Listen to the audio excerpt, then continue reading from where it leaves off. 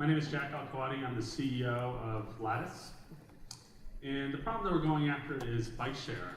We see kind of the current environment for bike share as something that could really evolve from its current system right now. There's this distribution problem with where you pick up bikes and where you drop off bikes. There's always this unbalanced system. It's very fragmented, so you got to have a different app for different cities that you move into. And we want to replace that with a solution that's similar to how ride sharing has kind of evolved. We're building a two-sided marketplace.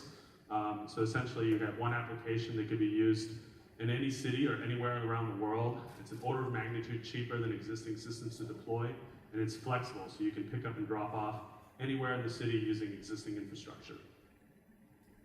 And the way that we do that is threefold. One, we built the smartest lock in the planet. It's being manufactured right now, and it's going to be shipping in the next few weeks. It's called Ellipse, and it's solar powered, never needs to recharge, which is an engineering feat itself. We've also built the dashboard, which enables any kind of operator to essentially deploy his own bike share. And then we have an application where the user is able to commit to the transaction through his phone. So to give you an idea of more detail on Ellipse, it is a smart lock. It has 2 locking points, so it's very difficult to break. It has super long range RF. With Bluetooth, we're able to get 800 feet in range. Like I said, it's solar powered, so about 2 days of sunlight will power the lock for over 6 months, and that's with intense use. And we have a capacitive touchpad on the side that's able to, that a user can use to key in a code if his phone dies. On the application side, we have real-time dashboard for the user to be able to see kind of where his bikes are on a map. They can set up geofences, so it's easy for them to set up hubs and boundaries. And then we have this automated analytics. So another kind of area that we're innovating on is to try to remove the barrier for rebalancing. So having to have trucks to move bikes from one end of town to the other. And we do that using machine learning. We essentially build a predictive map of where demand is going to be over time. And then we tie in a dynamic pricing to be able to have users rebalance bikes for us. So the market is a massive opportunity. We're looking at $7 billion for bike share, and we're also looking to build other products kind of in the smart city area. There's huge applications there too. We're close to an order of magnitude less to install, considered compared to kind of our incumbents. And we have a huge team. We're 20 people, and based in San Francisco. So far, we've done $1 million in revenue with Ellipse. And we have great unit economics on the hardware. For Skyfleet, which is a bike share component, we already have $1 million in ARR in our pipeline. And we're looking to see kind of bike share really grow over time. Past capital, we've done $1.6 million to date, and we're now raising $5 million, of which 3 is committed. And we're going to use most of that money towards growth of our bike share networks. And that's it. Perfect. Thanks very much, Jack.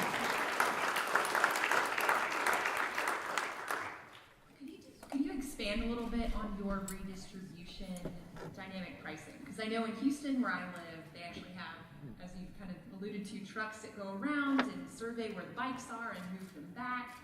How do you communicate that dynamic pricing to users to get them to move it? Because I think of bike share very much as having directional purpose. You're commuting to work or that type thing. How are you going to get people to get it where you need it? Yeah, so rebalancing is kind of the biggest expense for operations, and the way that we do it is we essentially grid an entire city. We are able to pick a quadrant. We can predict demand with very high accuracy, about 90% accuracy compared to historicals. And what we do is we tie in dynamic pricing. So we have similar to like an Uber or Lyft, where we have 3 different tranches of pricing. You can have kind of an on-demand, so it's like the quickest from point A to point B kind of pricing.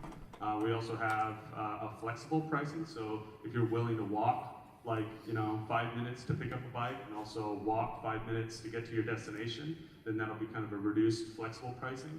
And then we have a free pricing category, so if we really want to move bikes from one end to the one area to another, we can also do that. And so that's kind of like a reverse search. Have you done any kind of field research to determine if that actually motivates people? I in Seattle, and people ride the bikes down the hill.